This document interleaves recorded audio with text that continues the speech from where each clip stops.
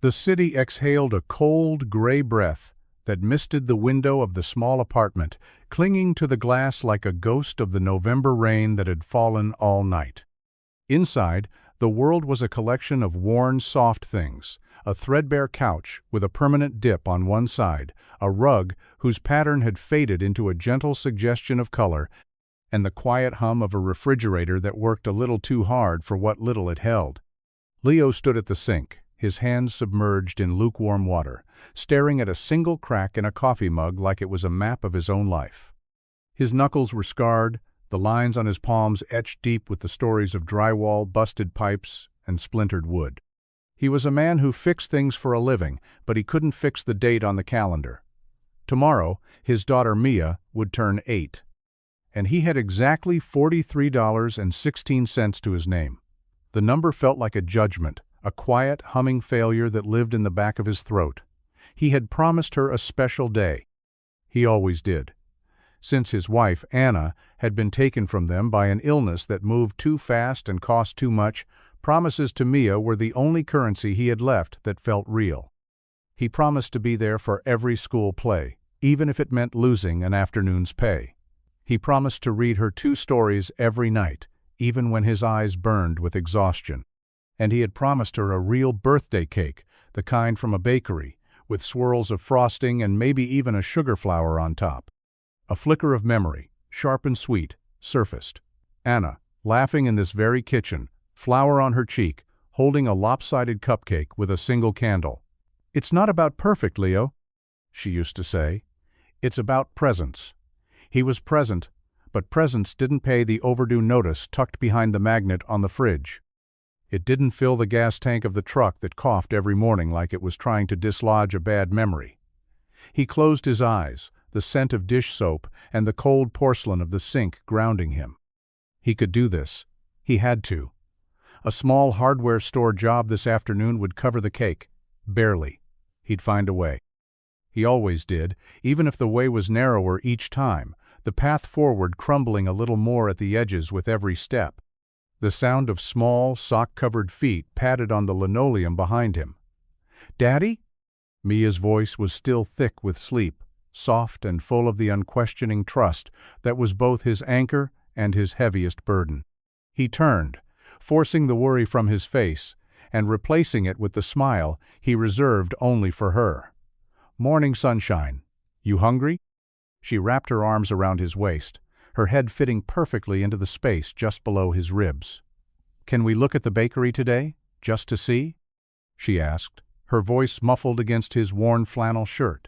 He stroked her hair, a wild tangle of brown curls that smelled faintly of strawberry shampoo. "You bet, kiddo," he said, his voice steady, even as his heart tightened. "We'll go find the most special cake in the whole world." And as he held her, he made another silent promise, not to her, but to the memory of the woman who had taught him how to love so fiercely. He would not let his daughter feel the cold weight of the world, not tomorrow. Tomorrow, there would be cake. The walk to the town square felt longer than usual, each step a quiet negotiation with the biting November wind. Leo held Mia's hand, her small mitten lost in his calloused grip. The city around them was a study in tired grays and Brown's damp brick buildings, skeletal trees with their last stubborn leaves clinging to bare branches, and sidewalks slick with the memory of rain. Leo kept his gaze forward, but he felt the city's exhaustion in his own bones. It was a place of patched-up roofs and second-hand dreams, a place where getting by was considered a victory. Yet, as they rounded the corner onto Main Street, a pocket of impossible warmth and light cut through the gloom. It was the Gilded Spoon, a bakery that seemed to belong to another time, another world. Its large bay window glowed with a soft golden light, framing a display of pastries and cakes that looked less like food and more like art. The sign above the door was elegant, painted in deep blue and gold leaf, a stark contrast to the peeling paint and faded awnings of the neighboring storefronts. Leo had always avoided this place, instinctively knowing it was beyond the geography of his budget. But Mia had been talking about it for weeks, her descriptions borrowed from the whispers of her classmates, whose parents didn't have to choose between a birthday cake and a utility bill. Today, he couldn't say no. As they approached, Mia's steps quickened, her breath misting in the air as she pressed her nose against the cold glass. "Look, Daddy," she whispered, her voice full of awe. "It's even prettier up close." Leo's stomach tightened. He could already feel the familiar weight of inadequacy settling on his shoulders, a cloak he wore so often it had begun to feel like his own skin. He took a deep breath, the cold air stinging his lungs, and pushed open the heavy wooden door. A small bell chimed softly, a delicate sound that seemed to welcome them into a different reality. The air inside was thick and warm, saturated with the intoxicating scents of melted butter, caramelized sugar, and something rich and chocolatey that made his mouth water. It was a stark, almost violent contrast to the world they had just left. For a moment, Leo just stood there, letting the warmth seep into his chilled skin, watching Mia's eyes dance across the room. She was a small ship in a vast, sweet ocean, and he was the nervous captain trying to navigate her through it without crashing against the rocks of his own limitations. He knew this was a mistake. Every perfectly piped rosette, every glistening fruit tart, every loaf of artisanal bread sitting in a wicker basket seemed to whisper a language of luxury he couldn't speak. He was a man of sawdust and spackle, of grease and grit. This was a world of spun sugar and delicate crumbs, and he felt like an intruder in a land he had no right to visit. But then he looked at Mia, at the pure, unadulterated joy on her face, and he knew he'd make this walk 1,000 times over just to see that look again. The inside of the Gilded Spoon was even more enchanting than its window display had promised. Soft instrumental music drifted from unseen speakers, and the low hum of a glass-fronted cooler was the only other sound. The floors were dark, polished wood, and the countertops were a clean, cool marble that seemed to absorb the light. Behind the main counter, a woman was carefully arranging a tray of croissants, her movements precise and unhurried. She looked up as they entered, a flicker of a smile touching her lips before she returned to her task. She was younger than he'd expected, maybe in her early 30s, with dark hair pulled back into a simple, elegant knot. She wore a plain, white apron over a dark blue sweater, and there was a smudge of flour on her cheek that she seemed unaware of. She looked like she belonged there, but also like she didn't. There was a stillness about her, a composed quiet that didn't quite match the rustic charm of the aprons and wicker baskets. Mia, however, paid her no mind. Her attention was completely captured by the glass case that ran the length of the counter. It was a treasure chest of confections. There were macarons in every color of the rainbow, stacked in neat pyramids. There were eclairs, drizzled with dark chocolate, fruit tarts shimmering under a thin glaze, and cupcakes piled high with pastel frosting. Mia's small face was pressed against the glass, her breath fogging a small circle on the surface. Leo stood a few feet behind her, his hands shoved deep into the pockets of his worn jacket. He felt the weight of every gaze, real or imagined. He saw the subtle glances from the woman behind the counter, her eyes briefly flicking from his scuffed work boots to the frayed cuffs of his jacket.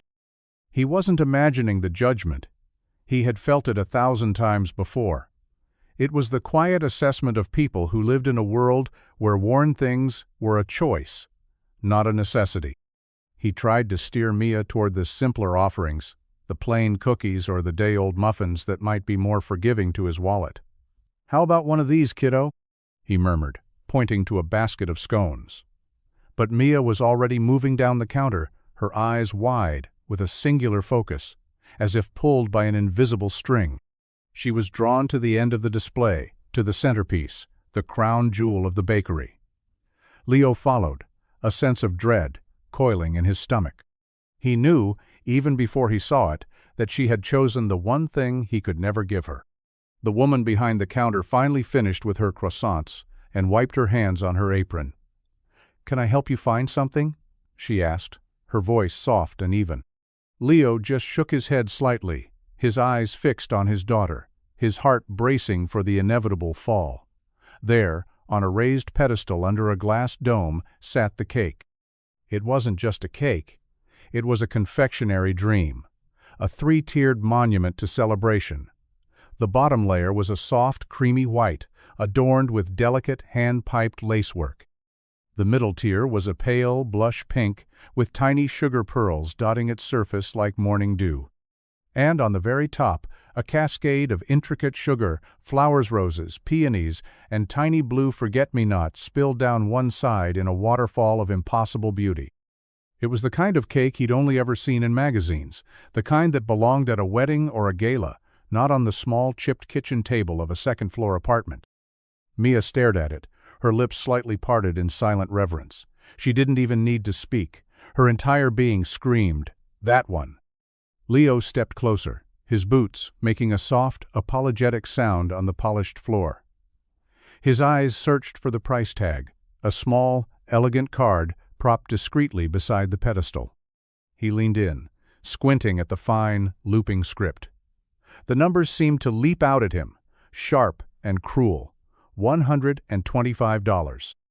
A cold wave washed over him, starting in his gut and spreading outward until it reached the tips of his fingers. $125. It might as well have been $1 million. It was more than he had paid for their groceries for the entire month. It was the copay for Mia's last doctor's visit, the one he was still paying off in $10 increments. It was a universe away from the $43.16 currently folded in his wallet. He felt a flush of heat rise up his neck, a familiar shame that felt hot and suffocating. He wanted to grab Mia's hand and walk out, to escape the warm, sweet-smelling prison of his own inadequacy. But he was frozen, trapped by the look of pure, unblemished hope on his daughter's face. She turned to him, her eyes shining like newly minted coins.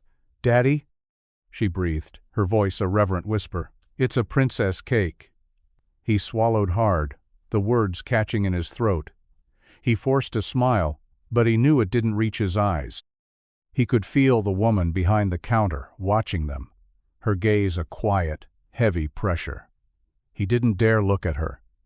He couldn't bear to see the pity he was sure was in her eyes. The silence in the shop stretched, thick and cloying as the frosting on the cakes. The soft music seemed to fade, and all he could hear was the frantic, desperate thumping of his own heart. He had failed. It was that simple. He had brought his daughter to a place of dreams and was about to show her that some dreams were not for them.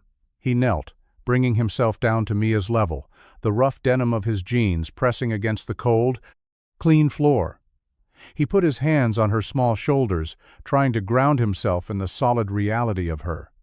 "It is a princess cake, sweetheart," he said, his voice a low, gentle rasp.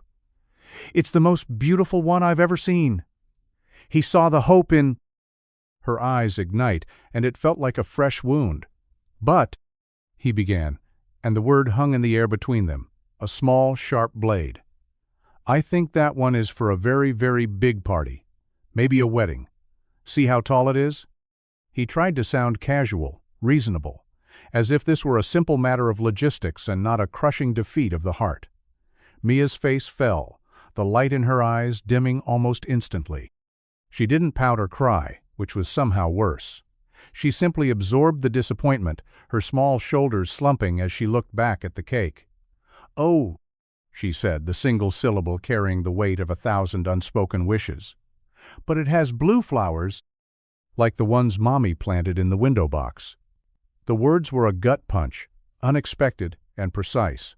He had forgotten about the forget-me-nots, the tiny blue flowers Anna had loved so much.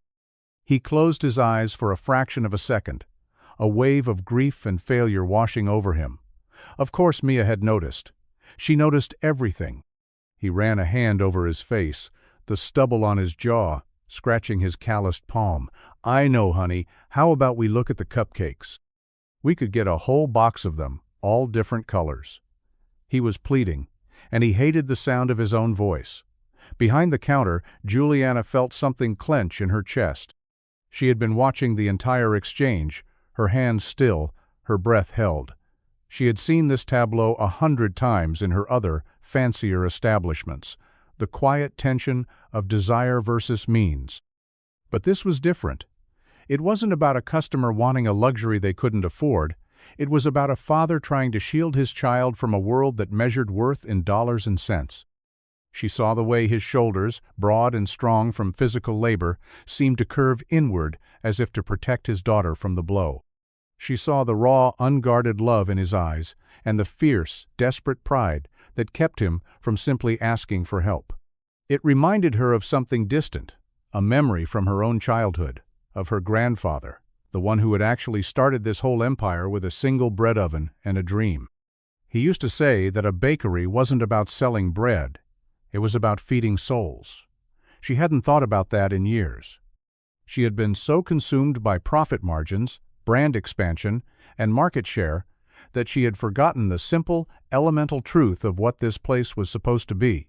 This man, with his worn-out jacket and his heartbroken eyes, was reminding her. Juliana moved before she had fully formed the thought. She wiped her hands on her apron, a nervous, habitual gesture, and stepped out from behind the counter. Her shoes made a soft, clicking sound on the floor, and Leo looked up, startled, his expression instantly guarded. "Excuse me," she said, her voice softer than she intended. She didn't look at him, not directly. Instead, she fixed her gaze on the cake, a thoughtful, almost critical frown on her face. "You know," she began, tapping a finger on the glass dome as if she were inspecting it. "I was just about to take this one to the back." Leo's brow furrowed in confusion. "This is a display model we made for a photo shoot last week. It's been sitting out a little too long to sell at full price." She was lying. The cake was perfectly fresh, baked just this morning. The lie felt clumsy and foreign on her tongue, but she pushed forward, driven by an impulse she didn't fully understand. "We can't sell it, and it would be a shame to just throw it away." She finally chanced to look at him. His eyes were narrowed, a mixture of suspicion and a desperate, flickering hope that he was trying to extinguish. She had to make this believable. "My manager would be furious if he knew, but how about this? I can give it to you for, say, $20? Just to cover the cost of the ingredients, so it doesn't look like a total loss on the books. $20. Leo stared at her, his mind racing. It was still a stretch, but it was a possible stretch. It was the hardware job. It meant no gas for the truck until next week, and it meant dinner would be pasta with no sauce. But it was possible. Mia, who had been listening with wide, unblinking eyes, gasped softly. Her gaze shifted from Juliana to her father, her face a canvas of pure, unfiltered pleading. Leo looked from his daughter's hopeful face to Juliana's carefully neutral one. He was a man who could spot a lie. He saw it in the way she wouldn't quite meet his eye, in the slight tremor in her hand as she gestured toward the cake. This was charity, dressed up in a flimsy disguise. His pride, a stubborn, angry thing, reared up. He should say no. He should thank her for the offer and walk out with his head held high. But then he looked at Mia again. He saw the sugar flowers reflected in her eyes, the ghost of her mother's memory attached to the tiny blue petals. And in that moment, he knew his pride was a luxury he couldn't afford. Not today. He reached into his pocket and pulled out his wallet. He unfolded the worn leather and counted out 2 crumpled $10 bills and a 5. He didn't have a 20, he had 25. He held it out to her. "Will this cover it?" he asked, his voice rough. The transaction felt heavy, laden with unspoken words. As Leo's rough, calloused fingers handed over the crumpled bills, they brushed against Juliana's smooth, manicured ones. The contrast was stark, a silent testament to the 2 different worlds colliding in this small, quiet moment. He had given her every dollar he had intended to spend, plus the 5 he had mentally set aside for gas. Juliana took the money, her own hand trembling slightly. She didn't want to take it.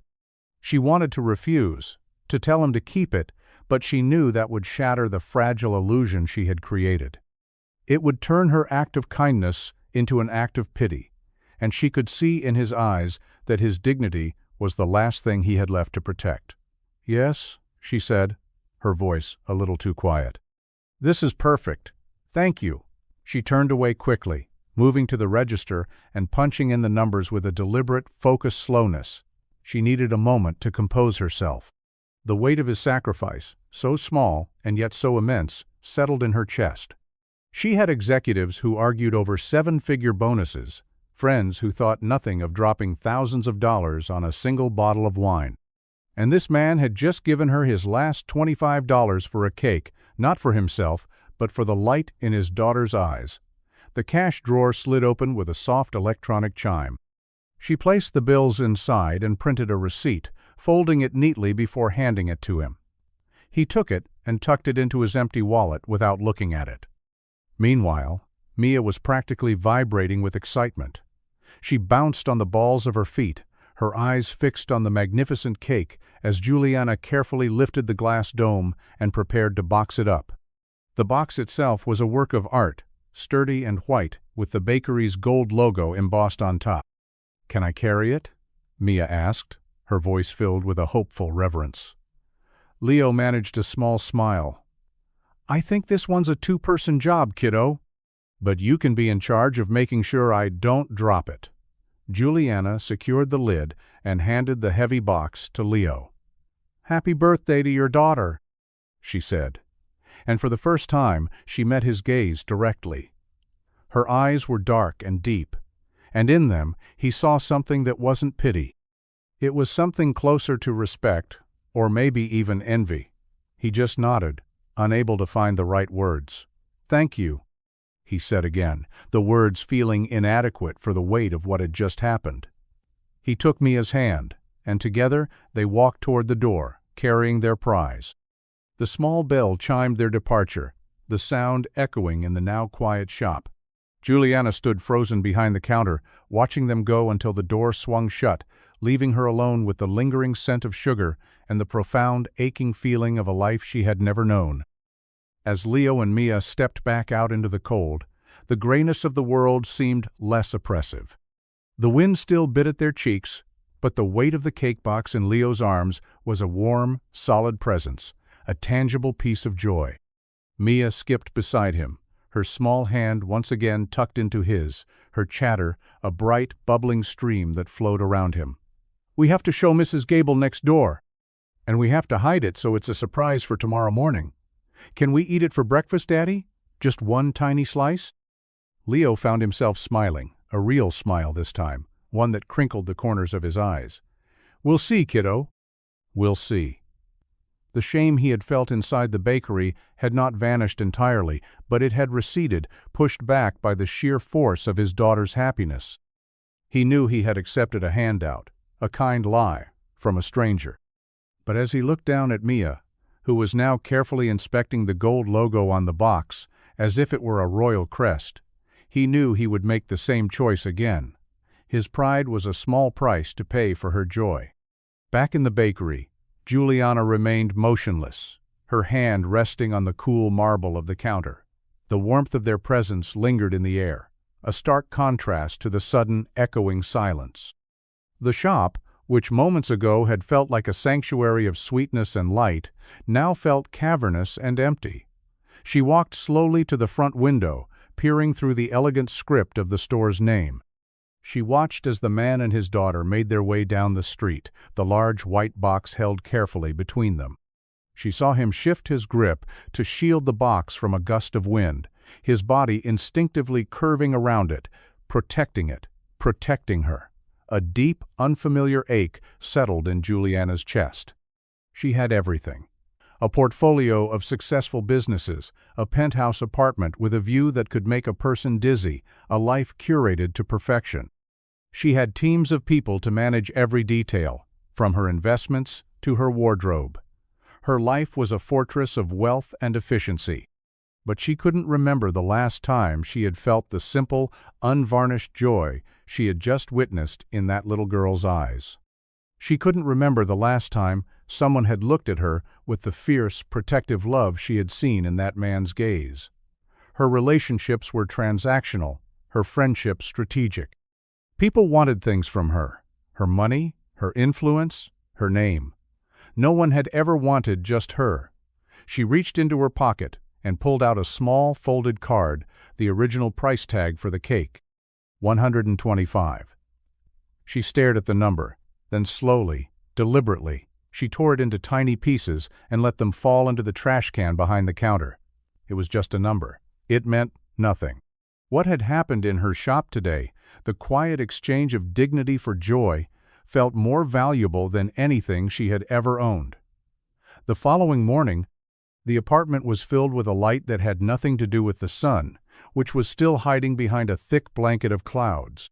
The glow came from the 8 small candles flickering on top of the magnificent cake, which sat in the center of their small kitchen table like a visiting queen. Mia sat with her hands clasped under her chin, her eyes wide and luminous in the candlelight, a handmade birthday crown made of construction paper and glitter sitting slightly askew on her head. "Make a wish, sweetheart," Leo urged, his voice thick with an emotion he couldn't name. It was more than love. It was a profound deep gratitude that a moment this perfect could exist in a life so full of imperfections. Mia closed her eyes, her small face scrunched in concentration for a long moment before she leaned forward and blew. All 8 candles extinguished in a single puff of breath, leaving behind tiny trails of smoke that curled into the air. "I wish that the bakery lady would be happy too," she announced, her voice full of 7-year-old sincerity. Leo felt his breath catch. He had been so wrapped up in his own feelings of pride and inadequacy that he hadn't fully considered the woman who had made this moment possible. He had seen her act of kindness as a solution to his problem, a temporary balm on his wounded dignity. He hadn't seen it as an act that might have cost her something, not money, but a piece of her own carefully constructed composure. He cut a slice of the cake, the knife sinking easily through the soft layers of sponge and buttercream. The inside was a delicate swirl of vanilla and raspberry, and it smelled divine.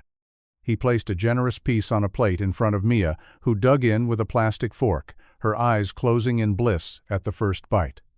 "It tastes like a cloud, Daddy," she mumbled, her mouth full of frosting. Leo took a small bite himself, and she was right. It was light, airy, and impossibly delicious. It was the taste of a life he didn't live, a world of fine ingredients and practiced skill. But as he watched his daughter devour her slice, her face lighting up with every bite, the cake tasted like something else, too. It tasted like hope. It tasted like the unexpected kindness of a stranger, a moment of grace in a world that rarely offered it. And he found himself thinking of the woman in the bakery, wondering what her life was like, what sorrows or secrets she kept hidden behind that quiet, composed smile. He wondered if she knew that her simple, dishonest act of kindness had given them more than just a cake. It had given them a perfect morning, a memory that would shine brightly long after the sugar had faded. Juliana couldn't get them out of her head. She spent the morning in a series of back-to-back conference calls from the minimalist, glass-walled office she kept in the apartment above the bakery. She discussed quarterly earnings reports for her gourmet food distribution company, approved a multi-million-dollar marketing campaign for a new line of organic coffees, and fielded a call from her wealth manager about a new investment opportunity in biotech. She said all the right words, made all the right decisions, her voice the epitome of calm, professional authority. But her mind was elsewhere. It was in the memory of a little girl's face pressed against the glass, in the feel of crumpled dollar bills in her hand, in the raw, guarded pride of a father who refused to be broken. After the calls, she found herself wandering down into the bakery. Her staff, a small team of bakers and counter help, moved around her with a practiced, deferential respect. They knew her as Ms. Vance, the quiet, exacting owner who sometimes came in to consult on new recipes, but mostly managed things from a distance. They didn't know that her full name was Juliana Vance Ashworth, and that the Gilded Spoon was just one small, sentimental piece of a vast culinary empire she had inherited. It had been her grandfather's first shop, and she had kept it exactly as he had left it, a small, tangible connection to the only person in her family who had ever felt real. She stood behind the counter, staring out the front window, half hoping, half fearing she might see them walk by again. She felt a strange, restless energy, a dissatisfaction with the pristine, orderly world she had built for herself. The encounter yesterday had cracked something open in her, a hairline fracture in the facade of her own contentment. It had reminded her of a truth she had long forgotten, that the most valuable things in life were not the ones you could buy. She remembered the faded logo on the man's Chiquita simple circle with the words, "Leo's Handyman Services," and a phone number. It had been stitched, not printed, the threads slightly frayed at the edges. On a sudden impulse, she walked back upstairs to her office, her heart beating a little faster. She sat at her sleek, empty desk and typed the business name into her computer's search bar. There was no website, no social media presence. Just a single listing in an online directory with a phone number and a one-line description, "No job too small. Honest work. Fair prices. Honest work." The words resonated with her. She picked up her phone, her thumb hovering over the numbers. What was she doing? What would she even say? It was crazy. It was impulsive. It was a breach of the unspoken contract of their brief, anonymous encounter. But she couldn't shake the feeling that this was something she was supposed to do. She dialed the number before she could talk herself out of it. Leo was on a ladder, patching a section of drywall in a cramped bathroom, when his phone buzzed in his pocket. He ignored it at first. He was trying to finish the job quickly. The homeowner had promised him a cash bonus if he was done by noon, and that cash was already mentally allocated to the electric bill. But the phone buzzed again, persistent. With a sigh, he climbed down, wiped his dusty hands on his jeans, and pulled it out. Unknown number. He almost let it go to voicemail, but some instinct made him answer. Leo, speaking. "Hi, is this Leo's Handyman Services?" The voice was soft, melodic, and strangely familiar. It took him a second to place it, and when he did, his stomach did a slow, complicated flip. It was her, the bakery lady. "Yes, this is him," he said, his own voice sounding a little rougher than usual. "How can I help you?" "This might sound strange," she began, and he could hear a nervous hesitation in her tone. "I own the bakery, the Gilded Spoon, and we have a loose floorboard near the back entrance. It's become a bit of a hazard. I was wondering if you might have time to take a look at it." A loose floorboard. Leo frowned, leaning against the wall. He knew for a fact that the floors in that bakery were solid, old-growth oak, the kind that didn't just come loose. He was a good handyman, but he was an even better judge of character and situations. Something about this felt off, too coincidental. "I'm on a job right now," he said, keeping his tone professional, guarded. "I could probably stop by late this afternoon, after I'm done." "That would be wonderful," she said, a clear note of relief in her voice. "We close at 6, so the shop will be empty. It might be easier for you to work then." He agreed. They set a time, and the call ended. Leo stood there for a long moment, the phone still in his hand, 100 questions swirling in his mind. Why would she call him? There were a dozen other, bigger, more established contracting companies in town. Why choose the guy with the frayed jacket and the $25 for a cake? He felt a prickle of his old pride. Was this another form of charity? A way to give him work? To slip him money under the guise of a repair job? The thought soured the gratitude he had been feeling. He didn't want her pity. He didn't want to be her project. He almost called back to cancel, to tell her to find someone else. But then, he remembered the look in her eyes when she'd taken his money. It hadn't been pity. It had been something else, something he couldn't quite decipher. And despite his better judgment, despite the warning bells going off in his head, he was curious. He wanted to know what it was. So, he put the phone back in his pocket, climbed back up the ladder, and finished the job, working with a renewed, almost desperate focus. The bakery was a different place after dark. The warm, golden glow that spilled onto the street during the day was gone, replaced by the soft, functional light of a few overhead lamps. The sweet smells of the day had faded, leaving behind the clean, yeasty scent of cooling bread and scrubbed floors. When Leo knocked on the back door at precisely 6:30, she opened it immediately, as if she had been waiting right there. She had changed out of her apron and sweater, and was now wearing a simple, dark-colored dress that looked both elegant and understated. Her hair was still up, but a few loose strands framed her face, softening her features. "Hi," she said, her smile a little hesitant. "Thanks for coming." "No problem," he said, stepping inside with his toolbox. The familiar weight of it in his hand was a comfort, a piece of his own world in this foreign territory. "Where's this loose floorboard?" She led him to the back, near the storage room. "Right here," she said, pointing to a spot on the floor. Leo knelt, running his hand over the polished oak. It was solid as a rock. He pressed down firmly, then knocked on the wood, listening to the sound. There was nothing. No give, no creak, no sign of looseness. He looked up at her, one eyebrow raised. She had her arms crossed, and she was avoiding his gaze, looking at a point on the wall just above his head. "Doesn't seem loose to me," he said, his voice flat. She let out a small, nervous breath. Well, maybe it was just creaking. It sounded loose. He stood up, wiping his hands on his jeans.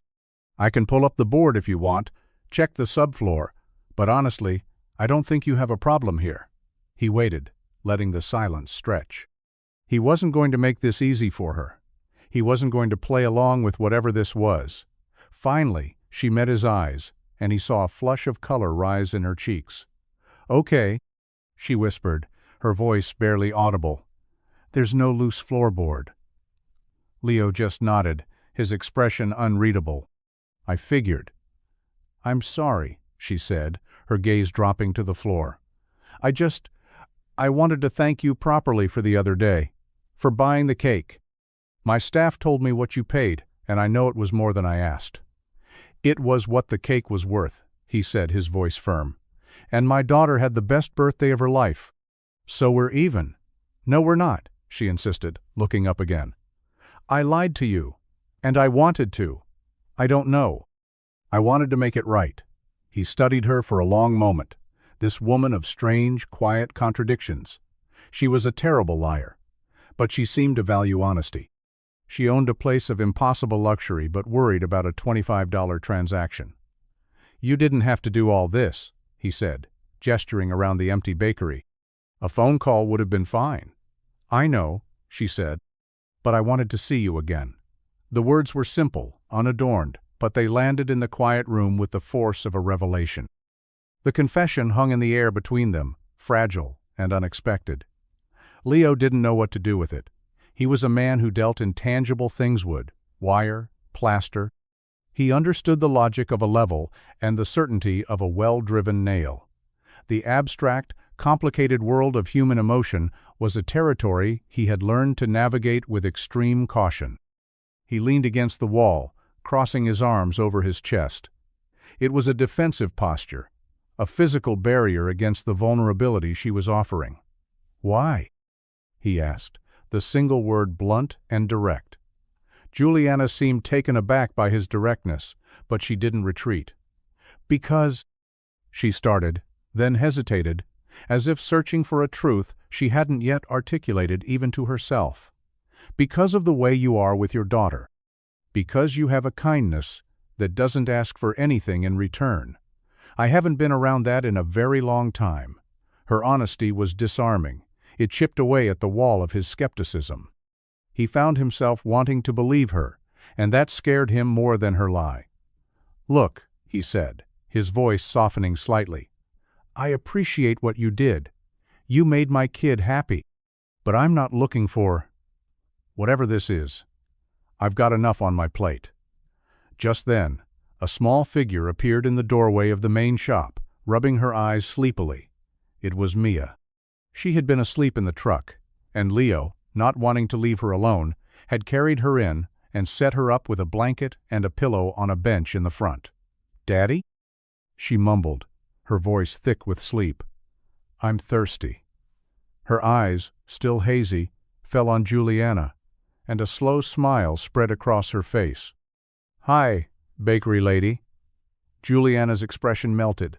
The tension in her shoulders eased, and she knelt, her posture instantly open and gentle. "Hi there, sleepyhead. I think I can help with that." She led Mia to a small water cooler in the corner and filled a paper cup for her. As Mia drank, She studied Juliana with the frank, unnerving curiosity of a child. "Your hair is pretty," Mia announced. "But you look sad." Juliana blinked, caught off guard. She forced a light laugh. "Oh, I'm not sad, just a little tired." "My daddy gets tired too," Mia said, nodding sagely. "But he says I'm his sunshine. Maybe you need a sunshine." She reached out and patted Juliana's arm with a small, sticky hand. Leo watched the exchange from the back of the room, his heart twisting in his chest. Mia had a way of cutting through the noise, of finding the simple, unvarnished truth of a situation. In that moment, Juliana wasn't a mysterious, wealthy woman with a hidden agenda. She was just a person who looked sad, and his daughter, in her infinite, innocent wisdom, was trying to fix it. He saw Juliana's eyes glisten for a second before she blinked it away. She stood up and turned to him, her composure regained but her eyes softer than before. "She's incredible," she whispered. "Yeah," Leo said, his own voice a little rough. "She is." The lie about the floorboard was forgotten. The awkwardness had dissolved, replaced by something warmer, something more real. A fragile truce settled between them, brokered by the innocent diplomacy of a 7-year-old. Since Mia was now wide awake, Leo found he couldn't just leave. Juliana, seeming to sense his reluctance to re-engage on the terms of her earlier confession, pivoted. "I was just about to close up and grab a bite to eat," she said, her tone deliberately casual. "I usually just get takeout from the diner next door. I don't suppose you two have eaten?" It was a simple question, but Leo knew it was more than that. It was an offering, a way to extend the moment without pressure. He glanced at Mia, who was now happily exploring the contours of a large mixing bowl. He should have said no. He should have thanked her and taken Mia home to their own meager dinner of leftover pasta. But the thought of their cold, quiet apartment was suddenly less appealing than the warmth of this strange, sweet-smelling place. And if he were being honest with himself, he didn't want to leave either. "We haven't," he admitted. "But you don't have to." "I want to," she cut in, her voice gentle but firm. "Please, let me buy you dinner." As a proper thank you, with no fake repair jobs involved. He couldn't help but smile at that. "All right," he said, "but I'm paying for my own." She opened her mouth to argue, but the look in his eyes stopped her. It was a non-negotiable point of pride, and she was smart enough to recognize it. She just nodded. "Deal." They sat at one of the small round tables in the front of the shop, the lights dimmed low, making the space feel intimate and secluded. Juliana returned a few minutes later with 2 large paper bags from the diner, the smell of grilled onions and French fries filling the air. The food was simple burgers, fries, and a milkshake for Mia that she insisted on sharing. It was a far cry from the delicate pastries that usually graced these tables, but it felt right. As they ate, they talked. Or rather, Mia talked, a non-stop monologue about her teacher, her best friend, and a particularly interesting caterpillar she had found at the park. Leo and Juliana listened, chiming in with questions, laughing at her dramatic reenactments. He watched Juliana with Mia. She didn't talk down to her or use the overly sweet, condescending tone some adults reserve for children. She listened intently, her head tilted, a genuine amusement in her eyes. She asked thoughtful questions and seemed truly interested in Mia's world. He learned small things about her too, that she didn't like pickles, that she had grown up in a big city but preferred the quiet, that she had learned to bake from her grandfather. He didn't ask what she was doing here, running a small-town bakery, when she clearly came from somewhere else. And she didn't offer. They existed in a bubble of polite, unspoken curiosity, 2 people orbiting each other, cautious of getting pulled into the other's gravity. But as the evening wore on, Leo felt the hard knot of his own defensiveness begin to loosen, just a little. The remains of their dinner sat on the table, empty fry containers, a half-full milkshake, and crumpled napkins. Mia's energetic chatter had finally wound down, and she was now quietly drawing on the back of a paper placemat with a crayon Juliana had produced from a drawer behind the counter. A comfortable quiet settled over the table, filled only by the soft scratch of crayon on paper and the low hum of the coolers. Leo took a sip of his water, his gaze drifting around the darkened shop. It was a beautiful place, meticulously cared for. Every surface gleamed, every detail was perfect. "You're good at this," he said, gesturing vaguely at the room. "Running a place like this." Juliana followed his gaze, a small, almost sad smile touching her lips. "It's easy to make things look good on the outside," she said, her voice soft and reflective. "The hard part is making them feel good on the inside." Her words were layered, and he knew she wasn't just talking about the bakery. He looked at her then, really looked. He saw the faint, tired lines around her eyes that her composure couldn't quite hide. He saw the way her hands, though perfectly manicured, were never quite still, always fiddling with a napkin or the edge of her sleeve. She was like one of her own perfect cakes, beautiful and flawless on the surface, but with something complex and maybe even a little broken on the inside. "You seem to know a lot about that," he said, the observation slipping out before he could stop it. She met his eyes, and for a moment the polished mask she wore slipped. He saw a flash of raw vulnerability, a flicker of a pain she kept carefully hidden. "Maybe I do," she whispered. The moment was intense, a sudden, unexpected plunge into deeper waters. Before either of them could say more, Mia held up her drawing. It was a picture of the three of them sitting at the table. She had drawn herself in the middle, a huge smile on her face. On one side was a stick figure with a beard and a hammer, her dad. On the other was a woman with a fancy bun and a big, sparkly heart on her dress. "Juliana, it's our family," Mia announced proudly. "Our bakery family." The air went still. Leo's heart seized. He opened his mouth to correct her, to gently explain, but Juliana spoke first. Her voice was thick when she said, "It's the most beautiful family I've ever seen." She took the drawing from Mia with hands that trembled slightly, her eyes shining with unshed tears. Leo looked away, a storm of conflicting emotions churning inside him. He felt a fierce, protective urge to pull his daughter back, to shield her from forming an attachment to this woman, who was a stranger, a mystery. But he also felt a strange, unfamiliar pull toward that very mystery, a desire to understand the sadness in her eyes, to know the story she wasn't telling. And he hated himself for it. The evening ended with a quiet, awkward courtesy. Leo insisted on cleaning up, gathering the trash into a single bag, while Juliana carefully placed Mia's drawing on a shelf behind the counter, giving it a place of honor among recipe books and jars of sprinkles. When it was time to leave, the bubble of their temporary bakery family burst, and they were once again two strangers standing in a quiet shop, unsure of the rules. "Thank you for dinner," Leo said, his hand on Mia's shoulder. She was half asleep on her feet, leaning heavily against his side. "Thank you for letting us stay," Juliana replied, her voice soft.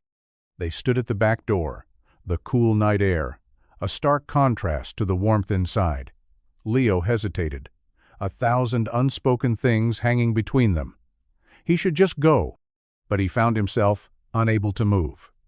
"So," he said, his tone more casual than he felt, "what's the real story? You're not just a small-town baker, are you?" The question was direct, a clear breach of their unspoken truce, but he couldn't help it. He needed to know. Juliana looked down at her hands, then back up at him. The guarded look was back in her eyes. "It's complicated," she said, the classic non-answer that was an answer in itself. "I needed a change of pace. This place, it was my grandfather's. It helps me feel closer to him." It was a piece of the truth, he could tell, but not the whole story. He nodded slowly, accepting the small offering for what it was. He knew what it was like to hold on to places because of the people they reminded you of. "Well," he said, shifting Mia's weight against him. "Good night, Juliana." It was the first time he had said her name. He had read it on a small, framed business license near the register. It felt strange and intimate on his tongue. Her eyes widened slightly at the sound of it. "Good night, Leo," she whispered. He turned and walked out into the night, Mia stirring in his arms. He didn't look back, but he could feel her standing in the doorway, watching them go. As he drove home through the sleeping town, the silence in the truck was different. It wasn't empty anymore. It was filled with the scent of fries, the memory of laughter, and the lingering, unanswered question of who Juliana really was. And a small, treacherous part of him knew, with a certainty that both thrilled and terrified him, that he was going to see her again. His life, which had been a straight, narrow path of survival, had suddenly taken a sharp, unexpected turn, and he had no idea where it was leading. In the days that followed, a strange, unspoken routine began to form. It started with a phone call from Juliana about a wobbly display shelf. Leo came by after a job, toolbox in hand, and found the shelf to be perfectly sturdy. He fixed it anyway, tightening a few screws that didn't need tightening, while she hovered nearby, making small talk. They ended up sharing a pot of coffee, sitting at the same small table, the conversation easy and unforced. A few days later, it was a flickering light in the walk-in cooler. This time, he brought Mia with him. And while he replaced a perfectly good light bulb, Mia and Juliana sat in the corner, decorating day. Old cookies with sprinkles and colored frosting. Leo found himself staying longer than the job required, drawn in by the easy laughter and the comfortable quiet that settled between them. He was aware, on some level, that he was being played. These small, phantom repair jobs were gentle, well-disguised excuses. But he found he didn't mind. He told himself it was just work, a way to make a few extra dollars that he desperately needed. But he knew it was more than that. He was drawn to her quiet strength, her hidden sadness, and the way her polished exterior seemed to crack a little more every time she was around him and Mia. He was learning her rhythms. He learned that she was meticulous and organized in her work, but clumsy and forgetful in her personal life. He learned that she had a surprisingly dry sense of humor that only came out when she felt comfortable. And he learned that she was lonely, a deep, profound loneliness that she tried to hide behind her work and her quiet composure. She was learning him, too.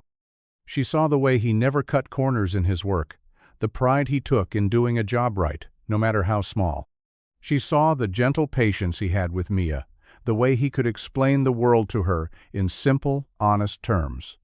She saw the worry etched in the lines around his eyes, the constant, low-grade hum of a man carrying too much weight alone. One afternoon, as he was packing up his tools, she stopped him. "I know the light wasn't really broken," she said, her voice soft. He stopped what he was doing but didn't turn to face her. "Yeah," he said, "I figured. Is it okay?" she asked, a genuine vulnerability in her question. "That I keep asking you to come here?" He finally turned, his expression serious. "As long as you let me send you a bill," he said. A slow smile spread across her face. Deal. It was their new contract, a silent agreement that allowed them to continue this strange, delicate dance of manufactured problems and real connection. He was the handyman, and she was the client. It was a simple, safe framework that allowed them to be near each other without having to name what was really happening between them. Juliana started to find other ways to be in their orbit, small, anonymous gestures of kindness that she hoped he wouldn't trace back to her. One cold afternoon, Leo and Mia were at the public library, a weekly ritual that was both for Mia's love of books and for the library's free, reliable heating. Leo was helping Mia find a book on dinosaurs when he noticed a flyer on the community board. It was for a small business support grant, a new local initiative offering one-time grants to independent tradespeople in the area. The application was simple, just a name, a number, and a brief description of your business. Leo stared at it for a long time, a familiar mix of hope and skepticism churning inside him. These things were never for people like him. They were for businesses with professional-looking logos and 5-year plans. But the deadline was today, and on a desperate whim, he filled out the small tear-off form and dropped it in the submission box. He didn't know that the local initiative was a fund Juliana had set up just last week through a shell corporation, funneling a small fraction of her immense wealth into an untraceable account. He didn't know that the only name on the selection committee was hers. A week later, a check for $5,000 arrived in his mailbox. It was enough to catch up on his rent, pay off the utility bills, and finally fix the sputtering engine in his truck. It was a lifeline, a miracle. He felt a weight lift from his shoulders that had been there for so long. He had forgotten what it felt like to stand up straight. His first thought was to tell Juliana. He drove to the bakery that afternoon, the uncashed check in his pocket, a wide, uncontainable grin on his face. He found her in the back, kneading a large batch of dough, her sleeves rolled up to her elbows. "You are not going to believe this," he said, launching into the story of the grant. He watched her face closely as he spoke, looking for any sign, any flicker of recognition. But she was a better actor than he had thought. She looked surprised, then thrilled for him. "Leo, that's incredible," she said, her smile genuine. "You deserve it more than anyone." Her performance was flawless. She asked all the right questions, expressed all the right emotions. And yet, as he left the bakery that day, a small, persistent seed of doubt remained. It was too easy. It was too perfect. And the only person who knew the true depth of his struggles, the only person who had a reason to help, was the quiet, mysterious woman who kept finding things for him to fix. The thought should have made him angry, but instead it just made him more confused and more drawn to her than ever. The money changed things, but not in the way Leo expected. The immediate, crushing pressure was gone, replaced by a quiet, steady sense of relief. He could breathe again. He fixed his truck, paid his bills, and even bought Mia a new pair of winter boots that weren't from the second-hand store. But the mystery of the grant gnawed at him. He couldn't shake the feeling that Juliana was behind it, and the thought of being the unwitting recipient of her charity chafed at his pride. He started to pull back, just slightly. He stopped by the bakery less often, using the excuse of being busy with new jobs that, ironically, the grant money had now given him the freedom to take on. When she called about a leaky faucet in the staff bathroom, he sent his apologies and recommended another plumber. He was trying to re-establish a boundary, to prove to himself and to her that he didn't need her help. He needed to stand on his own 2 feet. Juliana felt the shift immediately. The easy camaraderie they had built was replaced by a polite, professional distance. His texts were shorter, his excuses plausible but firm. The space she had so carefully carved out for them was closing up, and she felt a panic she hadn't anticipated. She had wanted to help him, to ease his burden without wounding his pride. But in her attempt to be discreet, she had created a new kind of distance, a new wall of suspicion. She realized that her money, the very tool she had used to try and get closer to his world, was now the thing pushing them apart. One rainy evening she couldn't take the silence anymore. She drove to his apartment building, her heart pounding in her chest. She didn't have a plan. She just knew she had to see him. She found him in the parking lot, unloading tools from his truck. "Leo," she said, her voice small against the sound of the rain. He looked up, and his expression was weary, guarded. "Juliana, what are you doing here? We need to talk," she said, stepping closer, the rain soaking her hair. "It was you, wasn't it? The grant." His question wasn't an accusation. It was a statement of fact. She didn't deny it. She just nodded, her throat tight. "Why?" he asked, his voice low and raw. "Why couldn't you just let it be? Why do you have to keep trying to fix my life?" "Because I care about you," she burst out, the words raw and unpremeditated. "Because I see you struggling, and I have the ability to help, and it kills me to just stand by and do nothing. Is that so wrong?" He stared at her, the rain dripping from his face. "It is when you lie about it," he said quietly. "It is when you make me feel like a project. My life might not be much, Juliana, but it's mine. I don't need a wealthy benefactor pulling strings from the shadows." His words were a direct hit, and she flinched as if struck. "That's not what this is," she whispered. "Then what is it?" he demanded, his voice rising with a frustration he could no longer contain. "What do you want from me?" She looked at him, her own eyes filling with tears that mixed with the rain. "I don't know," she said, her voice breaking. "I just know I don't want to lose this. I don't want to lose you." The truth, raw and messy, lay between them in the rain-slicked parking lot. Leo's anger, which had been a hot, protective shield, began to cool, replaced by the cold, heavy weight of her confession. He had wanted the truth, and now that he had it, he didn't know what to do with it. He looked at her, really looked at her, and saw not a powerful, manipulative benefactor, but a woman who looked lost, her carefully constructed composure washed away by the rain and her own tears. He saw the same loneliness he had glimpsed in the bakery, the same sadness his daughter had pointed out with innocent clarity. He let out a long, slow breath, the air misting in front of him. "You can't fix people, Juliana," he said, his voice softer now, weary. "I know," she whispered, wiping her eyes with the back of her hand. "I'm not trying to fix you, Leo. I think I was trying to fix myself." He didn't understand what she meant, not fully, but he understood the feeling. He had spent years trying to patch the holes in his own life, trying to build a stable world for Mia out of the wreckage of his grief. He knew what it was like to feel broken. "Come on," he said, his voice gruff. "You're getting soaked. Let's go inside." He led her up the rickety stairs to his apartment, the sound of their wet shoes echoing in the quiet hallway. The apartment, when they entered, was small and cluttered, but it was warm. Mia was asleep on the couch, a book open on her chest, her face peaceful in the dim light of a single lamp. Juliana stood hesitantly in the entryway, dripping onto the worn welcome mat, looking completely out of place, and yet, somehow, like she was exactly where she was supposed to be. Leo grabbed a towel from the bathroom and handed it to her. "Here."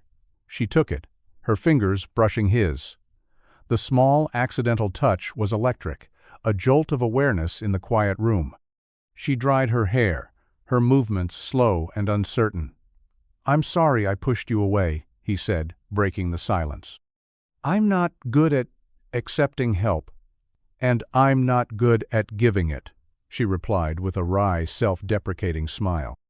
"Apparently." He gestured to the lumpy armchair in the corner. "Sit. I'll make you some tea." As he moved around the small kitchen, filling the kettle, he felt the tension in his own shoulders begin to ease. The anger was gone, replaced by a fragile, tentative curiosity. He didn't trust her, not yet, but he was starting to understand her. And as he handed her a steaming mug of tea, their eyes met over the rim, and a new, unspoken agreement was formed. No more lies, no more games, just this. Just two people in a quiet room, trying to figure out how to navigate the messy, complicated space between them. The local newspaper story was supposed to be a feel-good piece. "The Gilded Spoon, a taste of community," the headline read. It was a fluffy, celebratory article about the beloved local bakery and its contributions to the town, including the recently established Small Business Support Grant. The reporter, a young, ambitious journalist named Sarah Jenkins, had done her homework. She had interviewed happy customers, the grateful recipient of the grant, who wished to remain anonymous but everyone in town knew it was Leo, and the charming, unassuming owner, Juliana Vance. The article was a love letter to the small-town spirit. But Sarah Jenkins had a nagging feeling. Juliana Vance was too polished, too poised for a small-town baker. The grant fund, though registered locally, had an air of corporate sophistication about it. So she kept digging. It didn't take her long. A few cross-reference databases, a search of corporate ownership records, and the truth unspooled. Vance was a carefully chosen piece of her full name. The Gilded Spoon wasn't a standalone shop. It was the sentimental cornerstone of Ashworth Culinary Enterprises, a multi-billion-dollar global corporation. And Juliana Vance Ashworth wasn't just a baker. She was the CEO, a titan of industry who had been featured in Forbes and Fortune, a woman who had mysteriously dropped off the public radar 6 months ago. The follow-up story ran 2 days later, not in the local paper, but on a national newswire. Billionaire heiress hiding in plain sight? CEO Juliana Vance Ashworth's secret life as a small-town baker. The story exploded. It had all the elements of a perfect media narrative. A mysterious, powerful woman, a charming, unsuspecting town, and the hint of a romance with a rugged blue-collar handyman. The article included a candid photo someone had snapped of Leo leaving the bakery one afternoon, a smile on his face. Another photo, taken through the window, showed Juliana and Mia decorating cookies together. Leo found out when his phone started buzzing incessantly with calls from numbers he didn't recognize. He was at a job site, installing a new kitchen sink, when he saw the headline on a news alert. He felt the floor drop out from under him. Billionaire. CEO. It wasn't just that she was wealthy. It was the scale of it. The sheer, unimaginable chasm between their two worlds. Every interaction, every kind gesture, every broken fixture was instantly recontextualized. It wasn't just a woman helping a man. It was a queen descending from her castle to play with the peasants. The shame he had felt over the cake was nothing compared to the hot, searing humiliation that washed over him now. He felt like a fool, a pawn in a game he didn't even know he was playing. He had been her pet project, her small-town diversion, and the whole world was now watching. The aftermath was immediate and overwhelming. The small, quiet town of Harmony Creek became the unwilling set of a media circus. Satellite vans with large antennas parked on Main Street, their cables snaking across the sidewalks. Reporters with microphones and cameras staked out the bakery, Leo's apartment building, and even Mia's school. They were relentless, shouting questions, sticking cameras in his face, turning his life into a spectacle. "Leo, what's your relationship with Ms. Ashworth? Did you know she was a billionaire? How does it feel to be the secret lover of one of the world's most powerful women?" He ignored them, his jaw set, his eyes fixed straight ahead. He built a wall of silence around himself, but it was a flimsy defense against the onslaught. His clients started canceling jobs, not wanting to be part of the circus. The other parents at Mia's school looked at him with a mixture of pity and morbid curiosity. He was no longer Leo, the handyman. He was the billionaire's boyfriend, a character in a story he hadn't written. Mia was confused and scared. She didn't understand why strange people were waiting for them outside their apartment, why she couldn't play in the park without someone taking her picture. She clung to him, her usual bright-eyed confidence replaced by a quiet, fearful anxiety. "Why are they so mad, Daddy?" she asked one night, and he had no answer for her. Juliana was trapped. She hadn't left the apartment above the bakery in 3 days. The reporters were a constant, buzzing presence below. Her phone rang endlessly, with calls from her board of directors, her PR team, her estranged family, all demanding an explanation, a statement, a strategy, but she ignored them all. The only person she wanted to talk to was Leo, and he wasn't answering his phone. The fragile, real world she had started to build with him had been shattered, blown apart by the force of her other life. She had wanted to escape the cage of her wealth and status, but she had only succeeded in dragging him into it with her. She watched from her window as a reporter tried to interview Mrs. Gable, their elderly neighbor, ambushing her as she tried to take out her recycling. She saw the fear and confusion on the old woman's face and felt a wave of self-loathing so intense it made her feel sick. She had come to this town seeking peace and had brought nothing but chaos. She had wanted to be a sunshine in his life, as Mia had said.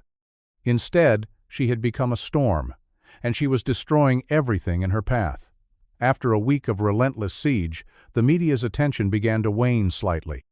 The satellite vans thinned out, leaving only a few persistent reporters lingering like vultures. It was enough of a lull for Leo to feel like he could breathe again, even if the air was still thick with the smoke of what had happened. He had to get Mia out of the city, away from the prying eyes and the whispers. He packed a small bag for each of them, loaded his truck with his most essential tools, and in the pre-dawn darkness, they drove away. He didn't know where they were going. He just knew they couldn't stay. He left a note for his landlord and a voicemail for his few remaining clients. He was taking some time off, he said. He didn't say for how long. The first few days on the road were a blur of cheap motels and greasy spoon diners. He took on small, under-the-table repair jobs wherever he could find leaky roof in a small farming town, a broken fence on a remote ranch. it was enough to keep them moving. Mia slowly started to return to her old self. The fear in her eyes replaced by the curiosity of a new landscape. She collected rocks, drew pictures of mountains, and chattered about the different kinds of cows she saw. But at night, in the quiet of the motel rooms, she would ask, "Do you think Juliana is—" Okay? Leo never knew how to answer. He was a storm of conflicting emotions. He was angry at Juliana for the lie, for the chaos she had brought into their lives. But underneath the anger was a deep, aching sense of loss. He missed her. He missed her quiet smile, her dry humor, her unexpected kindness. He missed the way she looked at him, like she saw something in him that he had forgotten was there. He missed the feeling of not being completely alone in the world. He told himself he had done the right thing. He had protected his daughter. He had extricated them from a situation that was untenable. But as he drove down endless stretches of highway, the vast, empty landscape seemed to mirror the new emptiness inside him. He had his freedom, but he had lost the one thing that had started to make him feel free. One evening, parked at a deserted scenic overlook, watching the sunset paint the sky in fiery strokes of orange and pink, he finally admitted the truth to himself. He hadn't just been a project to her, and she hadn't just been a diversion to him. It had been real, and he had run away from it. The realization didn't fix anything, but it was a start. It was the first honest step on a long road back, not to her, but to himself. Juliana, meanwhile, had finally emerged from her self-imposed exile. She flew back to the city, to the heart of her empire, and walked into a boardroom that was buzzing with tension and barely concealed panic. Her board of directors, a collection of stern, gray-suited men who had known her since she was a child, were waiting for her. They had prepared strategies, press releases, and damage control plans. They wanted her to issue a statement, to dismiss the story as a brief personal retreat, to distance herself from the handyman and the small town. They wanted her to be the CEO again. She listened to them all, her expression unreadable. She let them talk about stock prices, public perception, and brand integrity. When they were finally done, a heavy silence fell over the room. All eyes were on her. "You're all fired," she said, her voice quiet but ringing with an authority they had not heard in years. The room erupted in a chorus of sputtered protests and shocked indignation. She held up a hand, and they fell silent again. "This company, Ashworth Culinary, was founded by my grandfather on a simple principle, that good food, made with honesty and care, can bring people together. We have strayed so far from that principle that I don't even recognize this company anymore. We have become a machine that values profit over people, image over integrity." She looked around the table, her gaze sharp and unwavering. "I am dissolving the current board. I am restructuring this company from the top down. We will establish a new foundation dedicated to supporting small, independent food businesses. We will invest in communities, not just in markets. We will become a company my grandfather would be proud of again." "This is corporate suicide," one of the board members exclaimed.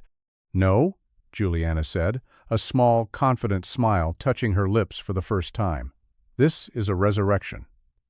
She walked out of the boardroom, leaving a stunned silence in her wake. She didn't know if Leo would ever forgive her. She didn't know if she would ever see him or Mia again. But she knew one thing for certain. She was done hiding. She was done being the person everyone expected her to be. She was finally going to be the woman she was meant to be, the woman Leo and Mia had seen in her all along. The first act of the new Ashworth Foundation was to track down a handyman and his daughter, who were last seen in a small town in rural Colorado. It wasn't hard. A man who paid for everything in cash and left a trail of perfectly repaired fences was not as invisible as he thought. Leo and Mia had found a temporary home in a small, dusty town nestled at the foot of the Rocky Mountains. He had found steady work with a local contractor, and they were renting a small cabin on the outskirts of town. It was quiet, peaceful, it was safe, but it wasn't home. The letter arrived on a Tuesday. It was a thick, cream-colored envelope with no return address, simply addressed to Leo. He recognized the elegant, looping handwriting immediately. His heart hammered against his ribs as he opened it. Inside were two things. The first was a newspaper clipping, folded neatly. It was the article about the restructuring of Ashworth Culinary with the headline, "CEO Fires Board, Pledges New Era of Corporate Conscience." The second was a handwritten letter. "Leo," it began, "I know I have no right to ask for your forgiveness. The chaos I brought into your life was inexcusable. I spent so long running from who I was that I hurt the only people who made me feel like myself. I can't take back the pain I caused, but I can try to build something better from the wreckage. I've changed things. I'm trying to make my company into something you would respect, something my grandfather would be proud of. The new Ashworth Foundation is dedicated to helping people like you, people with skill and heart who just need a chance. This isn't charity, Leo. It's an investment. I've enclosed an application for our first major project, a program to build and repair community centers in underserved towns across the country. We don't need a CEO to run it. We need a foreman. Someone with honest hands and a good heart. Someone who knows how to fix things that are broken. I'm not asking you to come back to me. I'm asking you to consider a job. The first project is in a small town called Harmony Creek. I'll be there, waiting. Not as a CEO, but as the baker who still owes you for teaching her what matters. Yours, Juliana. Leo read the letter 3 times, his hands shaking. It wasn't a plea, it was a proposal. It wasn't an apology, it was a plan. She wasn't asking him to enter her world. She was inviting him to help her build a new one. Mia came into the room, a questioning look on her face. Is that from Juliana? He looked at his daughter, at the open, hopeful expression on her face. He looked at the letter in his hand. He looked out the window at the vast, endless mountains. He had run as far as he could. And now, for the first time in a long time, he felt the pull of home. "Yeah, kiddo," he said, a slow smile spreading across his face. "It is. How would you feel about a road trip?" The journey back to Harmony Creek was different. The first time, they had been running away, escaping a storm. This time, they were driving towards something, a future that was uncertain but, for the first time, felt full of possibility. Leo felt a lightness he hadn't experienced in years. The weight of his anger and his shame had been lifted, replaced by a nervous, fluttering excitement. He still had his pride, but it was no longer the brittle, defensive thing it had been. It was a quieter, more solid strength. He had been offered a job, not a handout. He had been offered a partnership, not pity. When they pulled into Harmony Creek, the town felt different too. The satellite vans and reporters were long gone. The quiet, comfortable rhythm of the place had returned. But there was a new energy, a buzz of activity. The old abandoned community hall on the edge of town, which had been slated for demolition, was now a construction site. A large, professionally printed sign stood out front. Future home of the Harmony Creek Community Center. A project of the Ashworth Foundation. Leo parked his truck and walked toward the site, Mia trailing excitedly behind him. He saw a crew of workers unloading lumber, the sound of saws and hammers filling the air. And in the middle of it all, wearing a hard hat and a pair of dusty work boots, was Juliana. She was talking to a contractor, pointing at a set of blueprints, her expression focused and determined. She looked different. The sadness in her eyes was gone, replaced by a fiery, passionate light. She wasn't the lonely heiress or the small-town baker anymore. She was a woman who had found her purpose. She looked up and saw him, and her face broke into a smile so radiant it seemed to outshine the sun. She walked toward him, closing the distance between them without hesitation. "You came," she said, her voice full of a relief so profound it was almost tangible. "You offered me a job," he said, his own smile mirroring hers. "I'm a man who knows a good offer when he sees one." They stood there for a moment, the noise of the construction site fading into the background. There were no apologies needed, no explanations required. Everything that needed to be said was in their eyes. Mia ran forward and threw her arms around Juliana's legs. "Are you going to be our bakery family again?" she asked. Juliana knelt and hugged her tight. "I think," she said, her eyes meeting Leo's over Mia's head. "We're going to build a whole new kind of family." And, as Leo looked at the two of them, his daughter, and the woman who had turned his world upside down and then set it right again, he knew he was finally, truly home. The past was a part of their story, but it was no longer the whole story. The future was an unwritten page, a blueprint waiting to be built, and for the first time, he was ready to pick up his tools and get to work. The Harmony Creek Community Center rose from the ground with a speed and efficiency that was a testament to both Juliana's resources and Leo's skill.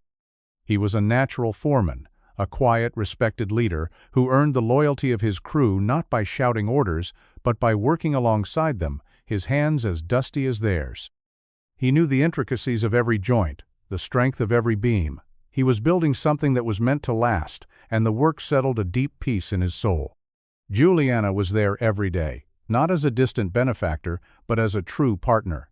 She traded her designer dresses for jeans and work boots, her board meetings for site inspections.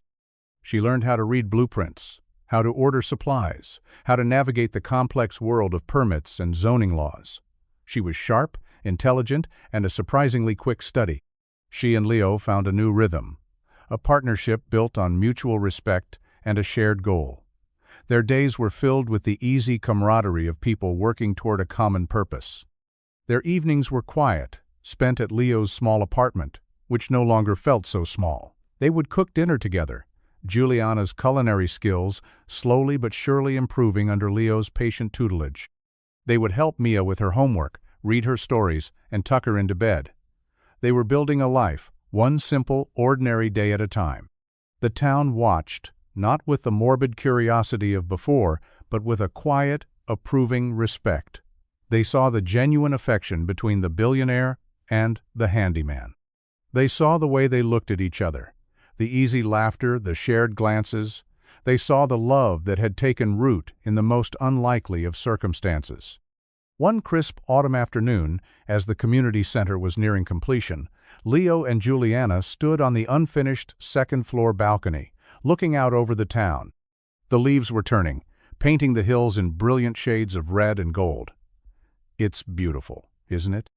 Juliana said, leaning against the railing. "Yeah," Leo said, but he wasn't looking at the view. He was looking at her. "Juliana," he began, his voice suddenly serious. She turned to him, a questioning look in her eyes. He took her hand, his rough palm enveloping her smooth one. "I've spent the last few years just trying to survive. I never thought I'd get a chance to really live again. You gave me that. You and Mia. You're my home." Her eyes filled with tears, but this time they were tears of joy. "Leo," she whispered, her voice thick with emotion. He reached into his pocket and pulled out a small, simple object.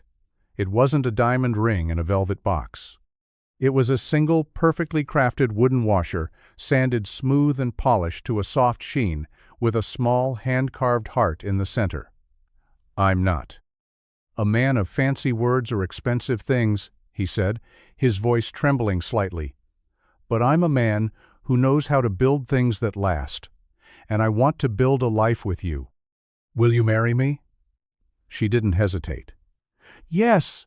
she cried, laughing through her tears.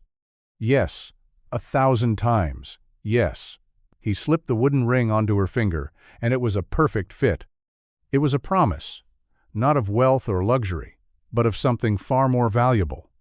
A future built by hand, with love and honesty, one solid, beautiful piece at a time.